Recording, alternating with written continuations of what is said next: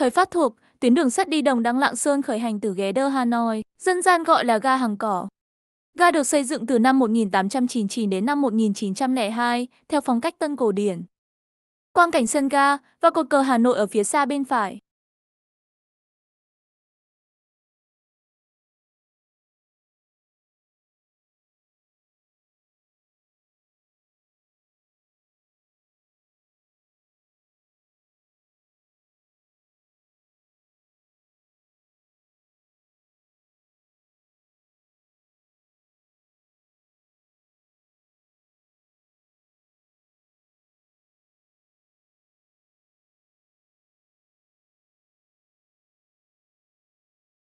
Phòng bán vé và phòng trưởng ga, khoảng năm 1928.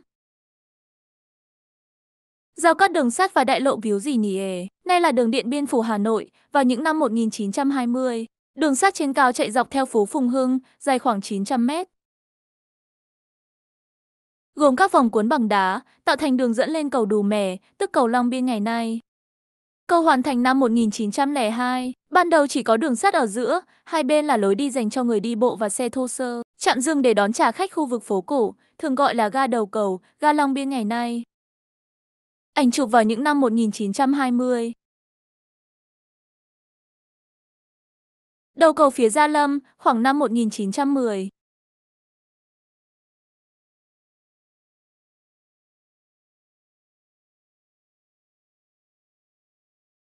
Ga Gia Lâm, khoảng năm 1910. Và xưởng sửa chữa đầu máy, tiền thân của nhà máy xe lửa Gia Lâm sau này. Ga Yên Viên, trong trận lụt tháng 8 năm 1904. Toa tàu bị trật đường ray tại Yên Viên, tháng 11 năm 1904. Ga Bắc Ninh, gần khu thành cổ.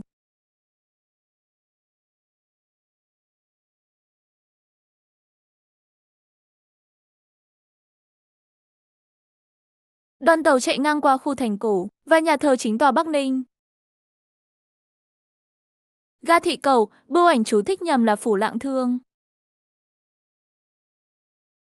Ga Thị Cầu, bên phải là trại lính, khoảng năm 1906.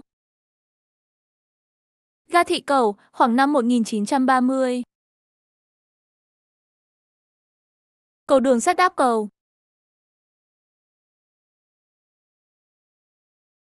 Một nhịp cầu có thể quay để mở luồng cho tàu thuyền qua lại, ảnh chụp vào những năm 1920.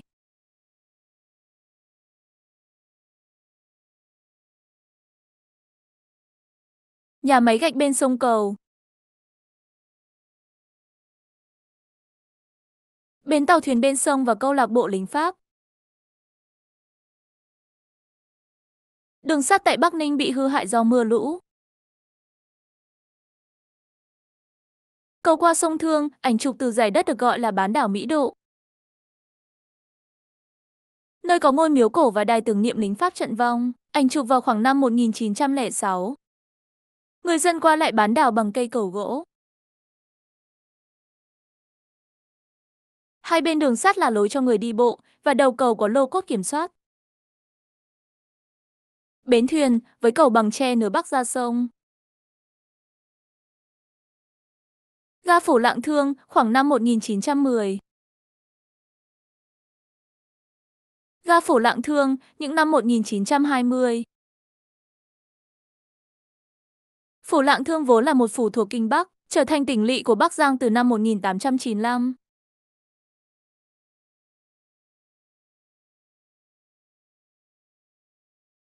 Ga Bắc Lệ, khoảng trước năm 1904.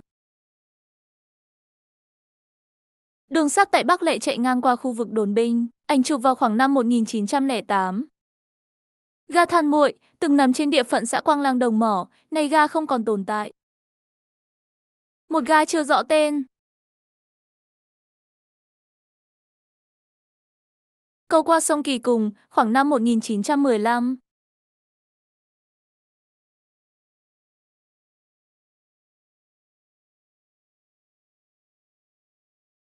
Ga Đồng Đăng, khoảng năm 1905 đến 1908.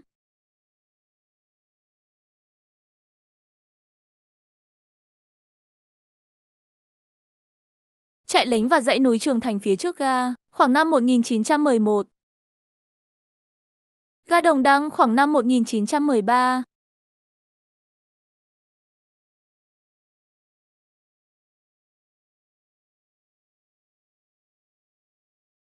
Việc vận chuyển vũ khí và lương thực cho lực lượng đồn trú bằng đường bộ rất khó khăn.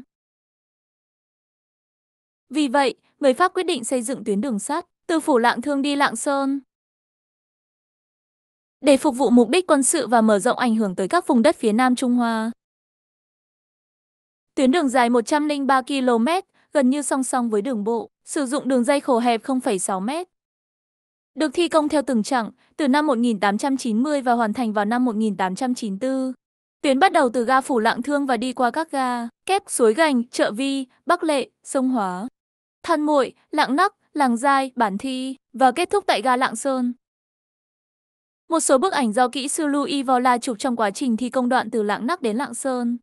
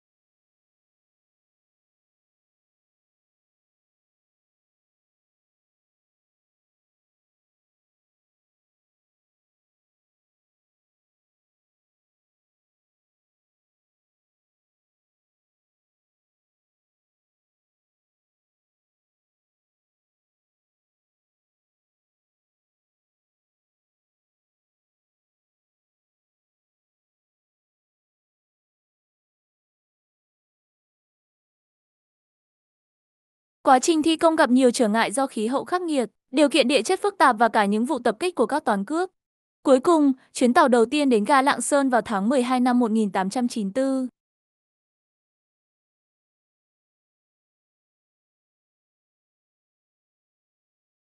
Ga Phủ Lạng Thương, những năm 1890.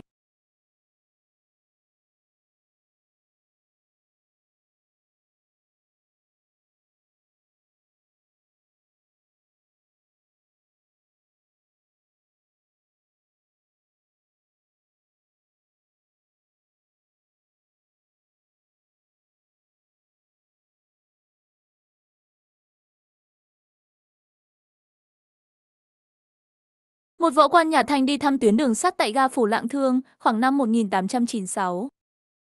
Hai đầu máy được nhập khẩu từ Đức trong giai đoạn 1906 đến 1908.